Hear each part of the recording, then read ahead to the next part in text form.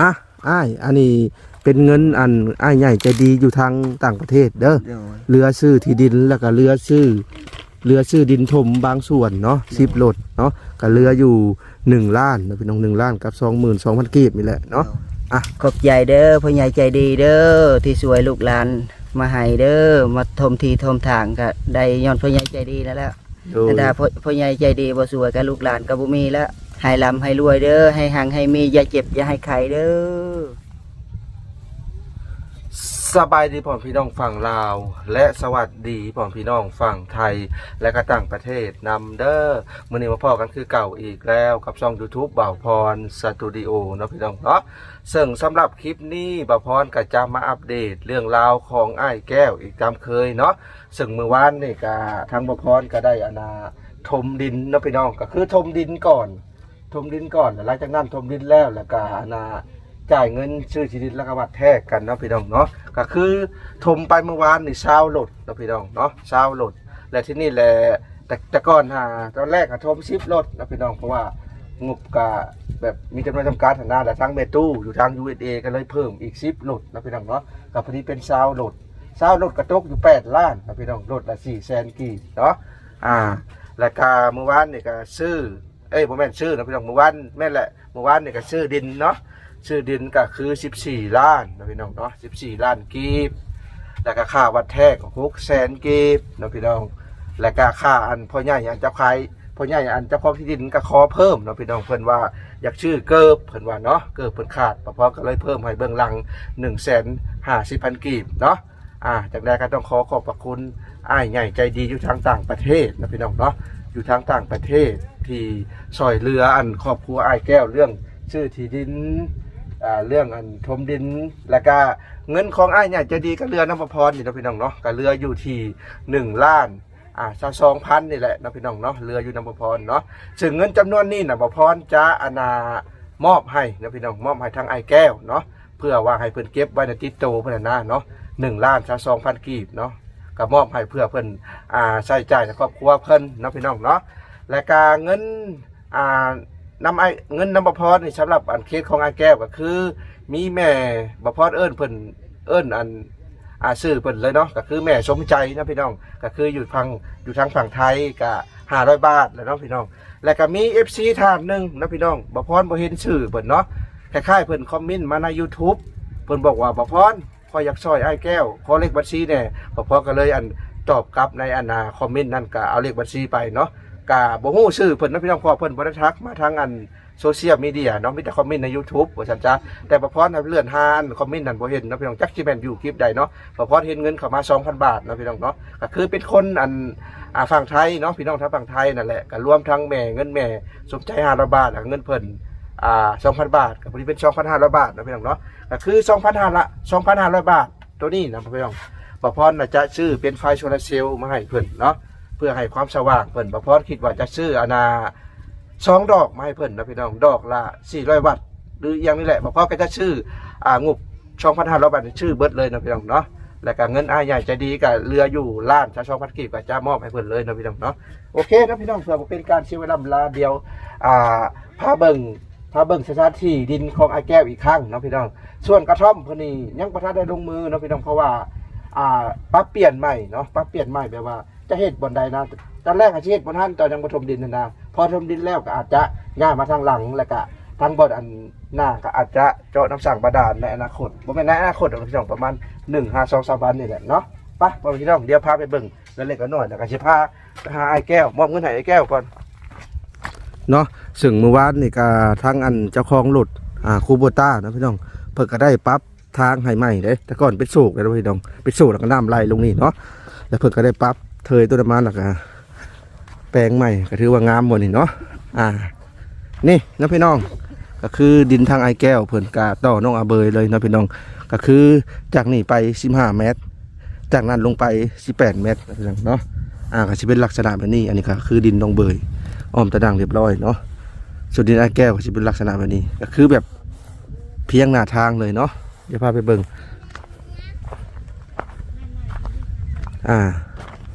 ที่แรกว่าสิเฮ็ดตูบนั่นนี่เนาะพี่น้องเนาะสิเฮ็ดตูบนั่นนี่ตอนยังบ่ถมดินเด้แล้ว คือแนวนี้เนาะพี่น้องคือยังบ่ทันฮู้ว่ารถสิถมดินมื้อใดนะคดีพอดีมาเหมาะเจาะกันเลยมื้อวานนี่เนาะก็คือตอนแรกสิอันนี้เนาะพี่น้องเพราะว่ามันยังรูปเด้แต่ที่นี่เปลี่ยนใจแล้วเนาะเปลี่ยนใจแล้วก็จะไปเฮ็ดบ่นั่นเนาะพี่น้องไปเฮ็ดบ่นั่นเฮ็ดบนสุดแดนเลยกระท่อมเพิ่นแล้วก็แนะนำน้ำสร้างนี่อาจจะเจาะบนนี้เนาะพี่น้องเพราะว่าอันนั้นนะพี่น้องเพราะว่าอันถ้าสิเจาะหันเป็นดินถมใหม่นะมันจะโยดลงนะก็จะเจาะบนที่บ่ได้ถมเนาะกระท่อมอาจจะเลื่อนไปพี่เนาะพี่น้องอาจจะเลื่อนไปโซนนี้ไปโซนนี้กระท่อมสมมุติว่าเฮ็ดกระท่อมแล้วนะพี่น้องกระท่อมแล้วก็อาจจะสมมุติว่าเฮือนเพิ่นเนาะเฮือนเพิ่นก็อาจจะเฮ็ดบนนี้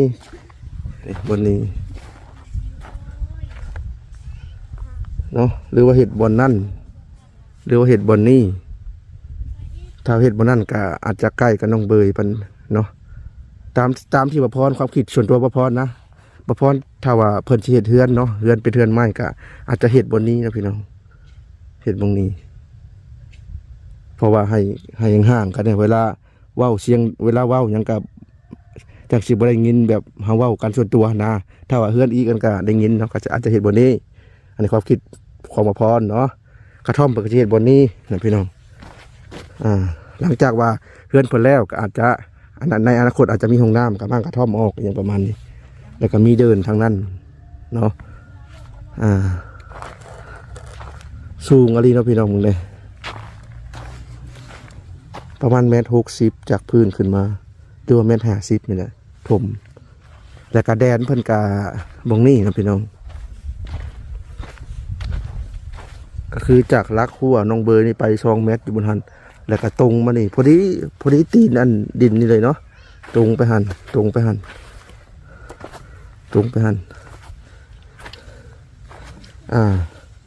แต่ปกติก็ถมดินก่อนเนาะก็เลยบ่ฮู้ว่าดินฮอดใส่ก็เลยก็มันจะเป็นช่องว่างนั่นนี่ก็บ่เป็นหยังเนาะพี่น้องก็ดินเพิ่นไปหันแต่ก็เลี้ยมหัน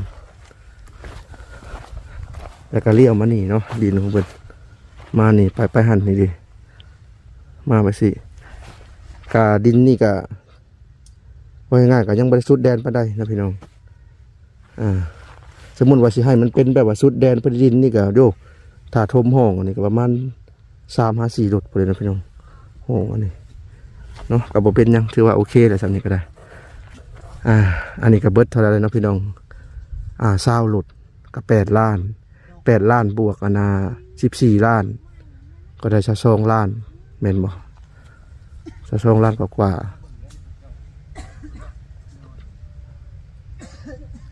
22 ล้านกว่านะพี่น้องรวมที่ดินรวมค่าเส้นพอบ้านกับ600,000เนาะรวมที่ดินก็คือ22 ล้านกว่านะพี่น้อง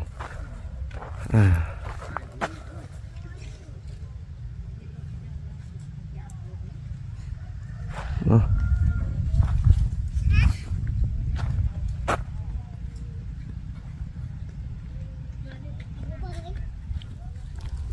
สบายดีไอ้แก้วโดยก็คือบ่าวพรจะมอบเงินให้ทางไอ้แก้วเนาะพี่น้องก็คือเงินเหลือจากซื้อที่ดินและก็เหลือจากการถมดินของอ้ายใหญ่ใจดีอยู่ทางต่างประเทศนะพี่น้องแต่เพิ่นบอกประสงค์ออกนามเนาะทางอ้ายใหญ่ใจดีเพิ่นและก็บ่าวพรก็จะมอบให้เพราะว่าตอนนี้ไอ้แก้วมีเงินติดตัวจักกีบจักบาทเหลือ100,000นักกระโดดนั่นบ่โดยโอ้100,000 กีบก็ประมาณ100 กว่าบาทนะพี่น้องเอ้ยเวลาอันอยากซื้อกินนั่นกินนี่ก็บ่มีแล้วเนาะบ่มีโดยเหลือซ้ำนั้นแหละโดยก็คือบ่พรจะเงินตัวนี้นะเงินที่เหลืออันซื้อดินแล้วก็ถมดินบางส่วนนะบ่พรก็จะมอบให้ทางอาแก้วเลยนะพี่น้องเพราะว่าอยากให้เพิ่นแบบว่าติดโตไว้เนาะถ้าแม่นว่าเอาไปสมทบอย่างอื่นก็ได้นะพี่น้องแต่ว่าอยากให้เพิ่นติดยังไว้แน่และก็เงินแม่สมใจ500 บาทแล้วก็ FC อยู่ทางฝั่งไทยอีกก็ 2,000 บาทนี่ป้าพรจะเอาไปซื้อไฟโซลาร์เซลล์ให้ทางไอ้แก้วเนาะพี่น้องเนาะจะเอาเป็น2 ดอกนะจะเอาประมาณ400 วัตต์นะพี่น้องไฟโซลาร์เซลล์นี่นะ อันถ้าบ่พรเคยซื้อให้ลุงโจยน่ะทนอะไรเนาะพี่น้องก็คือดอกหนึง700,000กีบเนาะก็ประมาณพันกว่าบาท โดย พันกว่าบาท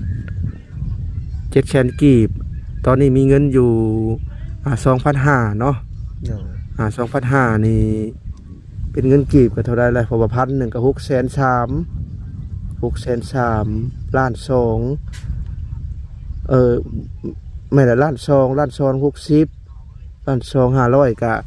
300,000อ๋อพอดีพอ โดย พอดีพอเนาะพี่น้องไฟ2ดอกนะจะเอาให้เพิ่นเนาะ โดย เป็นได้อ้ายคืนนี่นอนรับอยู่บ่ โดย นอนอยู่ไสล่ะ นอนอยู่อันนั้นบ้านน้องอเบย โดยนอนก็ดึกอยู่เมื่อคืนนี่ก็ออกไปเล่นอยู่ข้างนอกแล้ว บ่ได้ย่านบ่ บ่ได้คิดยานหยัง เพราะว่าเขาเคยอยู่ป่ามาก่อน โดย เพราะเขาเคยอยู่บ้านป่าเลยเนาะ โดย ไปนอนห่มบกหาบ่ บ่นอนอยู่นี่ โอ้ไปนั่งเล่นซื่อ โดย จักโมงจังได้เข้านอน ก็ดึกเติบก็น้องอเบย อ๋อน้องเอาเบิดก็นั่งเล่นนํกัน โดย ก็คือเจ้านอนพื้นอันนี้เลยนี่ โดย แล้วก็ปูชาด โดย แต่อยู่เทิงมันฮ้อน โดย เวลาจะนอนจะใครประตูบ่ โดย อ๋อ ก็บ่ได้ปิด อากาศเข้า โดย อืม ก็บ่คิดยานหยังนะโดย ก็บ่ย่านข่อยบ่ค่อยคิดว่าเจ้านอนนะโต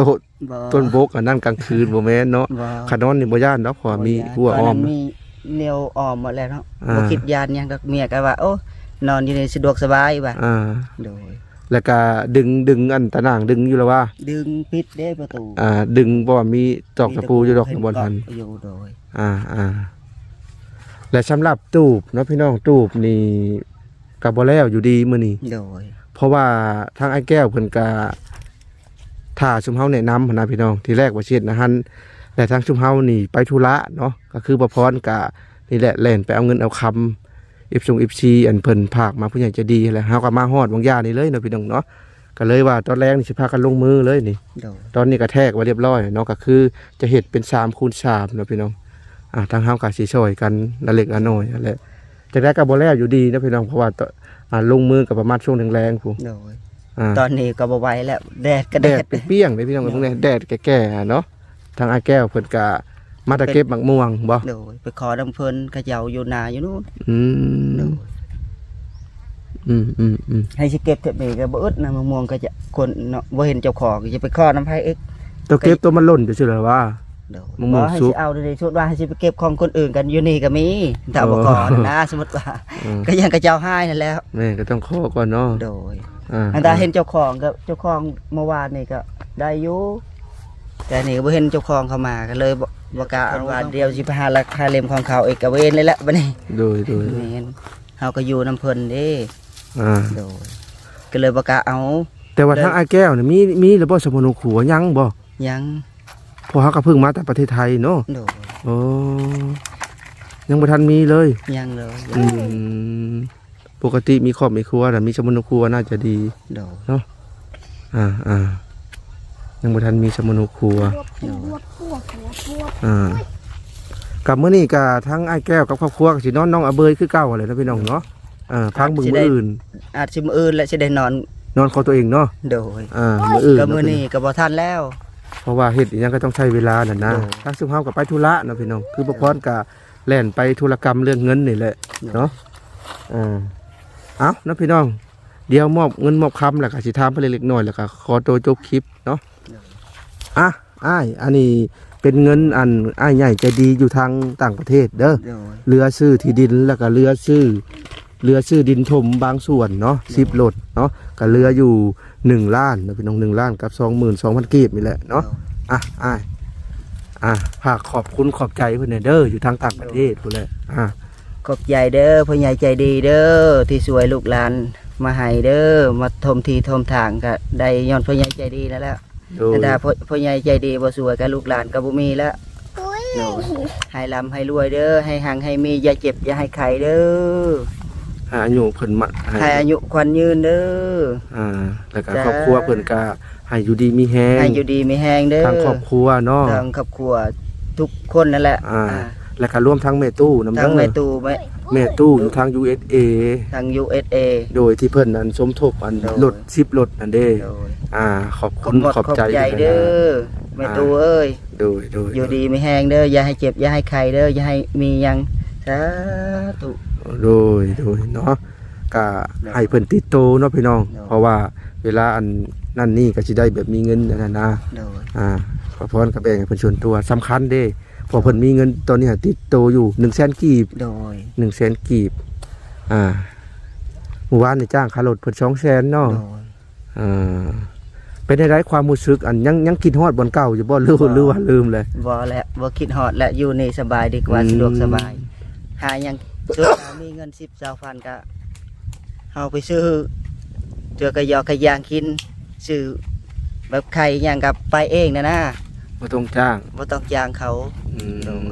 บัดนี้ก็อยู่นี่ก็สบายแล้วเป็นของดินเจ้าของเองก็ดีใจแล้วได้แล้ว คือเจ้าอยู่บ้านนาทองใหญ่อะเวลาเจ้าสิเข้ามาในเมืองเจ้าซื้อนั่นซื้อนี่เจ้าก็จะตั้งค่ารถแม่นบ่ โดย ให้เพิ่นเท่าไรแต่ละครั้ง เถื่อก็ใส่น้ำมันลิตรหนึงก็ลิตรหนึงเท่าไรอยู่บาทก็30ล่ะ 30เพิ่นขายเนาะ โดย ลิตรหนึง เอาได้เงิน50น่ะก็เหลือ20,000มันสิหมดนั่นแล้ว สิเบิดตัวนี้เนาะ โดย บางทีติดรถเพิ่นมาได้จ้ะแบบบางทีเพิ่นไปละลายคนน่ะนะเพิ่นก็เก็บเงินบ่ บ่ บ่ได้เก็บบ่ โดย เขาไปละลายคนน่ะได้ โดย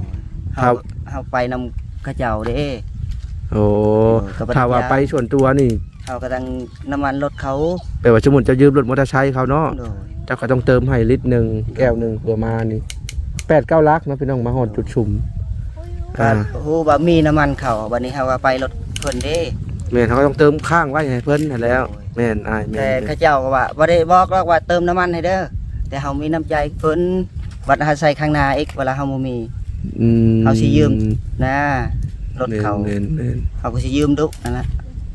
แต่เขาก็บ่ได้บอกว่าเติมน้ำมันให้เด้อ เมื่อวานนี่ย่างไปซื้อน้ำฉันบอก โดย คือฮู้โรงงานน้ำนั่นนี่ถ้า น้องก็บอยน้องก็บอยไปซื้อ โอ้ โดย ให้น้องอาเบยไปซื้อ โดย ซื้อขนม เจ้ายังบ่ทันได้ฮู้บ่โรงงานน้ำ บ่ นี่นะอ้ายอยู่แล้วนี่เข้าไปแล้วก็สิมีใกล้ๆหนึงมันแล้วเบิดแล้วเจ้าก็ไปซื้อเด้อ โดย ตุกเขาเป็นตุกของเจ้าเองบ่ บ่ แบบมันดึงตุกของเขาแล้วก็เอาใส่กินน้ำกับเจ้าเนาะ โดย เปลี่ยนไปเปลี่ยนมาตุก 6,000 กีบนะพี่น้องน้ำดื่มคือครอบครัวไอ้แก้วนี่ โดย ตุกใหญ่ตุกหนึงก็ได้อยู่หรอก3มื้อหรือว่า2มื้อเนาะ โดย พี่น้องก็ประมาณนี้เนาะ โดย ก็อยู่ใกล้สถานที่ใน การ ชุมชน อยู่ในดินเองก็สบายสุกว่า นอนก็แบบก็บ่ได้คิดแบบบ่ได้คิดแต่ก่อนนะบ่คิดบ่พระอันนั้นนะบ่ได้อุกบ่ได้อังดีใจได้ดินเจ้าของเป็นของเจ้าของเอง แต่ก่อนน่ะเป็นได้ แต่ก่อนก็โอ้จักยามใดเขาสิไล่ให้ไปทางใดเด้เนาะบ่มีเงินบ่มีสารยามเขาอยากได้ที่เขาเนาะเพื่อเอาลูกหลานเขาอยากปลูกเฮือนปลูกสารโดยทางบ่มีมึงอยู่บ่มีมึงอาศัยโดยก็คิดแล้วจักมือใดเนาะสิอยู่ไสให้เวลาฝนตกอีกโอ้ย ถูกใจเนาะ โดย อืม อันนี้ก็โชคดีและพ่อใหญ่ใจดีมาสวย โดยทุกท่านแล้วก็ FC ทุกๆคนที่เป็นกำลังใจให้ ว่ากันเมียก็คิดแล้วโอ้อันนี้ก็ทางลูกอีกลำบาก และมี FC โดย คอมเมนต์มาบอกว่า อยากให้เมียเจ้าไปทำมัน โดย เจ้าเพิ่นอยากให้เจ้าฟอได้2คน บ่เอานั่นแหละ บอกว่าเจ้าสิเอา บ่ เจ้าต้องคุมไว้เด้อ โดย 2คนเพิ่นว่าพอแล้วเพราะว่า โอ้ย ถูกยากให้หน้าตากล้าเจ้าก็บ่ได้มีเห็นบ่ บ่มี อ๋อ เบาเรื่องจริงอันนี้บ่มี แต่ว่ามูลพ่อมูลแม่แต่ก่อนเพิ่นก็เป็นคนทุกข์ยากคือกัน โดยก็เฮ็ดนาเขากินเด้ อืม เขาก็เอาคืนพัด ถูก พอเสียแล้วเขาเอาคืนนาเขาเจ้านะนะ อ๋อถูกมาแต่พ่อแต่แม่เนาะ โดย อ่า ก็บ่มีอะไรเนาะ โดย อันถ้าพ่อแม่เฮามีแติก่อนแตะกี้นะมูลมั่งเฮาก็อาจสิมีสำลูก มีพอได้เฮ็ดเนาะ โดย พวกให้หน้าตากล้า แต่อันนี้ก็ นะ ยามเฮ็ดนาก็สิไปอาศัยเฮ็ดน้ำเขา อ๋อ โดย อ่า ก็สิไปหากินคือเก่านั่นแหล้ว ปีนี้พอมีอยู่บ่บ่อนจะไปเฮ็ด อาจสิมีอยู่ อาจจะมีบ่ โดย มื้อนั้นถามเมียจะว่าเพิ่นว่ายังบ่ฮู้บางทีก็ มี อาจจะอันนั้นอ่า ก็ไปหาเฮ็ดเท่านี้เขาก็ เอาไปสิเป็นยังอายหมายถึงว่ายามเฮ็ดแล้วไปหาเฮ็ดแล้วมานั่งขายในตลาดจักว่าดีกว่าเนาะ โดย สมมุติหน้า โดย น้ำไม้ก็ไปนั่งขายทานก็ได้เนาะ โดยแม่น อ่า กะย่ำนากะโอ้ยก็เพื่อเจ้าสิเข้าไปนั่นคือเจ้าสิไปซอยเฮ็ดนาคนกะเจ้าต้องเข้าไปบ้านเก่าพุ่นได้เนาะ บ่ไปแถวนี้ก็ได้ แถวนี้แบบนาเขาอยู่ชนนี่จังบ่ โดย อ๋อย ามนั้นเฮ็ดนากับอึดเขาอยากได้คนนะ โอ้อ๋อ เถือเอาไถนาดำนานะแม่นเลย เขาให้เป็นรายปีบ่เข้าหรือว่าเขาจ้าง เขาจ้างนั่นแล้ว โอ้หมายถึงว่าไปรับจ้าง โดยไปรับจ้าง อ๋อ อ อ ยากได้ข้าวเขาก็ให้ อยากได้เงินเขาก็ให้นะ ข้อยคิดว่าแบบนี้ข้อยคิดว่าเจ้าไปซอยคนละแบบซอยเทิงดำเทิงเกี่ยวแล้วเขาจังปันข้าวให้ บ่ยามเกี่ยวน่ะจนกับข้าวต่างหากเอกตอนนี้ก็เขาให้ข้าวต่างหากนะตอนเฮาไปไถนาซอยเขา ก็คือแบบเป็นการไปรับจ้างเนาะ โดย บ่แม่นว่าไปซอยเอาเขา โดย อ่า ไปรับจ้างซอยเพิ่น ดี โดย ดีแหละแบบสิเนาะ โดย อ่า สุดว่ายามเกี่ยวเขาจังได๋เขาก็ให้ต่างหากเอก อ๋อย ามไถนายามนี้ก็เขาให้ต่างหากนะ อ่า โดยแบบเฮาว่าง่ายๆเขาจ้างนั่นละเป็นวันนั่นแหละ วันเท่าไรทางพี่พอฮู้บ่คือว่าแล้วเฮาก็มาใหม่เนาะ โดย ก็บ่เกินแสนนึงนี่แหละ บ่เกินนั่นแหละ สูงสุด11,000 100กว่าบาทนะพี่น้องเอ้าแล้วก็หลายๆคนก็ถามมาว่าไอ้แก้วมีกิจการอีหยังแหน่หมายถึงว่าการจะเฮ็ดหยังเฮ็ดนั่นเฮ็ดนี่เนาะพี่น้องเนาะก็คือบ่พรจะมาบอกบัดนี้เลยเนาะพี่น้องเนาะก็คือ ตอนนี้หาชื่อที่ชื่อทางทมที่ทุกทางเรียบร้อยแล้ว โดย และขั้นตอนต่อไปนี่ก็สิเฮ็ดกระท่อม โดย หลังจากเฮ็ดกระท่อมแล้วก็บ่แม่นแล้วดอกเนาะก็คือแบบว่าถ้าว่าลดน้ำน้ำสร้างมาหรือว่าเพิ่นผู้ใหญ่ใจดีทั้งช่องบ่ลานะเพิ่นฝากเงินมาก็สิได้ดำเนินการเจาะน้ำสร้างบาดาลเลย โดย เนาะก็สิเจาะโซนนั้นเนาะพี่น้องโซนที่บ่ได้ถมนั่นนะและน้ำก็ให้มันให้ไหลลงห้องเลยตัวนั้นเลยเนาะพี่น้องมันก็จะบ่ไหลไปขุดห้องไปพุ่นเนาะถ้าสิเจาะบ่นี่มันอยู่ พอดีและดินถม ดิน ใหม่ ดินเจือนนะก็ดีแต่มีบนนั้นเนาะถือว่าโอเค ๆโดย และบัดนี้ปัญหาตัวนี้เนาะพี่น้องปัญหาเจาะน้ำสร้างบาดาลนี่ยากเรื่องน้ำเนาะ โดย บางท่านก็ว่าให้อิ่วเอาน้ำสั่งน้องเบยนี่ไปเฮ็ดไปเจาะโอ้บ่ไหว หรือไปตักน้ำนี่ป่ะได้ป่ะ บ่ไหวเนาะพี่น้องสิไปอิ่วหั่นเพราะว่าใช้ประมาณ10 กว่ากระพุยผู้ มีว่านั่นก็มีแต่ลงไปตักเอาน้ำนี่แหละนี่ มีแต่ว่าหารถอีแตนก็จะเนาะจ้างรถอีต่ออีแตนเขาแล้วก็เดี๋ยวทางเฮาสิจัดการให้ดอกตอนนี้ อาจจะหารถอีแตนเข้ามาแล้วก็ให้จ้างเขาคนน้ำกระพุย โดย ค่ะแม่นง่ายสุดนะมีใดเนาะอ้าย โดย มีใดจุ่มหรือว่า แม่น หรือว่าเครื่อง ชันยาย หรือว่าเครื่องดูดน้ำดูดมานี่ ชันยาย หรือว่าเครื่องดูดน้ำมันนี่ก็อันนั้นถ้าไปอิ่วนี่บ่ไหวเพ้อยันน้ำช่างสิเพก่อน ยันแต่ตอนนั้นแหละนั่นสิไปเขา มีแต่ว่าบ่ได้เอาดอกนั่นเนาะก็สิไปเอาทางใหม่นั่นแหละบนนั่นหรือว่าบนนี้มื้อนั้นน้องอาเบยนั่นก็คือจ้างเพิ่นได้ประมาณ5แสนนี่แหละเนาะพี่น้องเนาะคือจ้างรถจ้างคนก็คือสิจ้างคือกันนี่แหละ โดย กระพุ้ยก็ต้องยืมมาคือเก่าเนาะ โดย ทางไอ้แก้วยังบ่ทันมีกระพุ้ยเขียวๆหั่นนะ บ่มี กระพุ้ยอัน 1,000 ลิตรบ่ โดย ถ้าได้จาก2กระพุ้ยนี่ก็พอใช้ในครอบครัวเพิ่น โดย กับมีเจาะน้ำสร้างบาดาลเนาะพี่น้องแล้วก็รวบรวมไม้แล้วก็พวกเสาสิมาเฮ็ดเฮือนเพิ่นเฮ็ดเป็นเฮือนไม้เนาะพี่น้องเนาะความสูงก็ประมาณ2 เมตรให้ตารางก็ให้แบบอาศัยนอนดินได้นะ โดย คล้ายๆเฮ็ดลักษณะแบบบ้านลุงจูยแต่เอาเป็นเสาเหลี่ยมอหย่างประมาณนี้เนาะ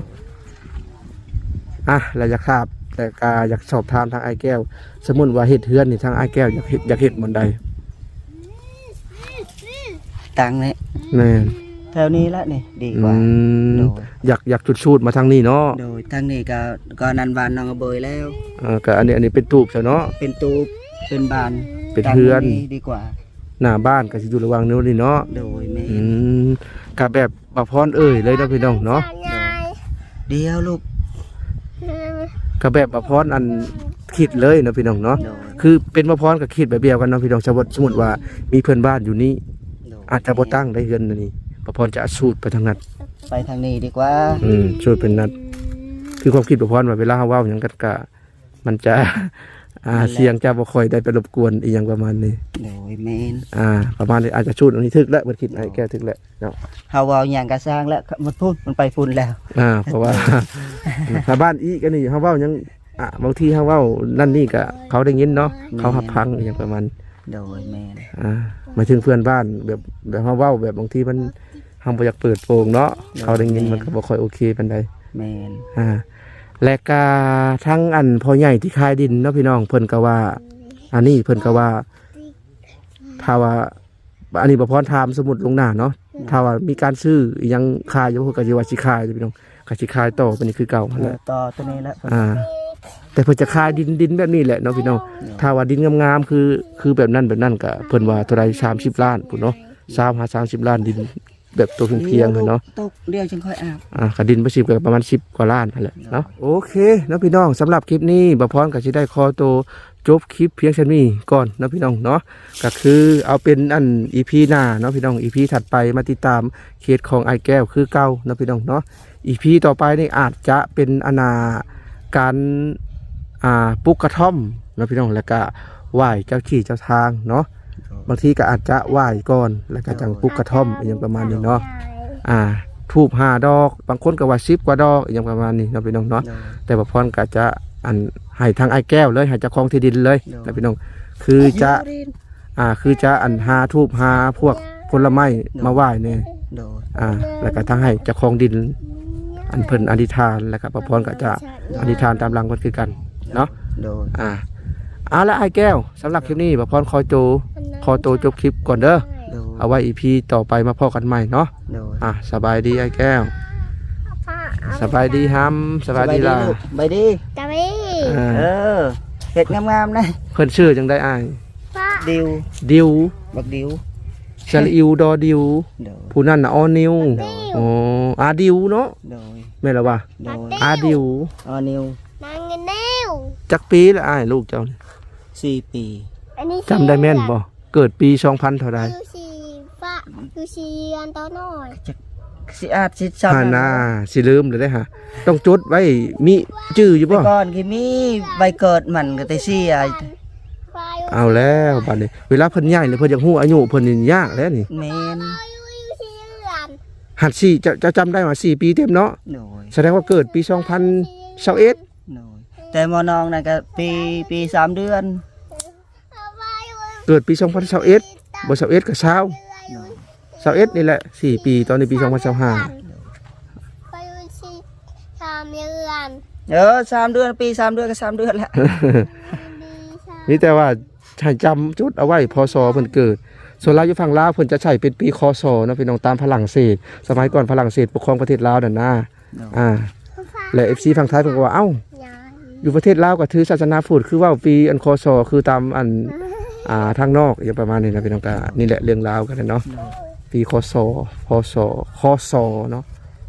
พุทธศักราชพศทางลาวเพิ่นจะเอิ้นปี2021 2023 2025อย่างประมาณนี้จะเอิ้นปีคศเนาะคศกับพศไปอ้ายแล้วสิไปทอดไข่ให้ลูกฉันบ่อ๋อไปฮะโรงงานน้ำมีสัญญาณ มันฮ้อนนะ เดี๋ยวไปอาบดินน้องซะโอ้เป็ดไข่ได้อาบน้ำตากแดด ไปกินทอดไข่ไปนี่อาบน้ำนี่ไปพอชูบให้ไป